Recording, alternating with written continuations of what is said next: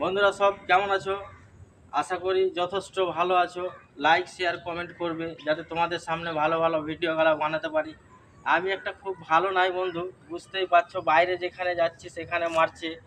তো আমরা বলে দেশের নয়, তার জন্য আমাদেরকে জ্বালাচ্ছে। তা আমি বলি বন্ধু, সবাই বলছে আমাদের দেশের নেতাদের চরিত্র ভালো নয়। তা আমি বলি বন্ধু, সেটা নয়, আমাদের দেশের আমাদের চরিত্র ভালো নয়। কারণ কি, যে আমরাকে যদি বইকালে 10 টাকা দেয়, সন্ধ্যাবেলায় আবার কেউ যদি 13 টাকা দেয় তার দিকে গড়ে যায়। তা আমি বলি নেতাদের চরিত্র ভালো, আমাদের চরিত্র ভালো নয়, তার জন্য আমাদের এই অবস্থা। তো নেতাদের কেউ দোষ দিবেন না, আমাদের মতন লোক সব সঠিক হবেন।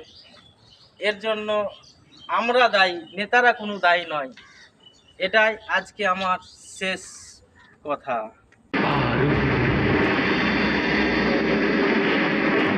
আপনি ডিএসপি না গুন্ডা? গুন্ডা, একদম লাতখোর মাল।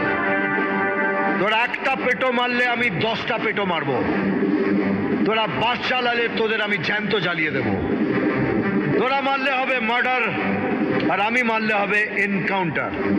আর এনকাউন্টারের যদি এনকোয়ারি হয়, সেখান থেকে পাতলি গলি হয়ে যাবার রাস্তা আমার খুব ভালো করে জানা।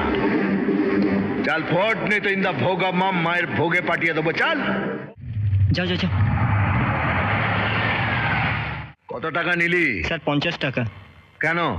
হেলমেট ছিল না তাই। এই জন্যই লোকে হেলমেট পরে না।